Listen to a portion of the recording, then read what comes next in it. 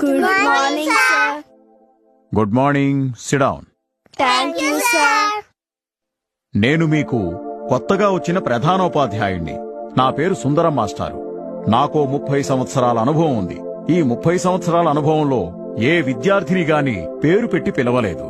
ఎందుకంటే వారి పేరు కన్నా వారి లక్ష్యం గొప్పది నా దృష్టిలో. ఆ లక్ష్యం సాధిస్తేనే ఆ పేరుకో అర్థం ఉంటుంది. అందుకే మీ పేరు కన్నా ముందు మీ లక్ష్యం ఏంటో చెప్పండి. సార్ నేను డాక్టర్ అవుతా. సార్ నేను పోలీస్ అవుతా. సార్ నేను ఇంజనీర్ అవుతాను సార్. సార్ నేను డాక్టర్ అవుతా. సార్ నేను పైలట్ అవుతా. సార్ నేను ఇంజనీర్ అవుతా. సార్ నేను రైతునవుతా.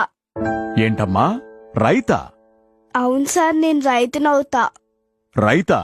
అందరూ ఇప్పుడు ప్రపంచంతో పోరాడుతూ ఉంటే నువ్వింకా రైతు అంటావేంటమ్మా?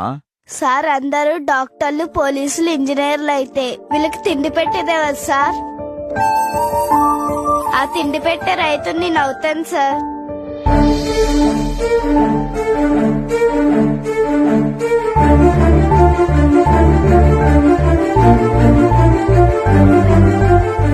ప్రపంచంతో ఎలా పోటీ పడాలో నేర్పాము గాని ప్రపంచానికి ఆకలవుతుందని మరిచాము.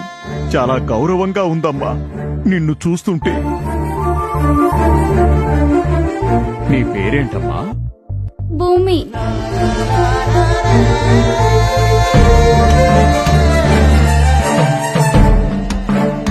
ఎండకు ఎండి వానకు తడిసిన రైతుని ఈ రోజు దేశానికి వెన్నెముకంటున్నాం. కానీ అదే వెన్నెముక లాంటి రైతు ఆత్మహత్య చేసుకుంటుంటే మనం ఏం చేస్తున్నాం?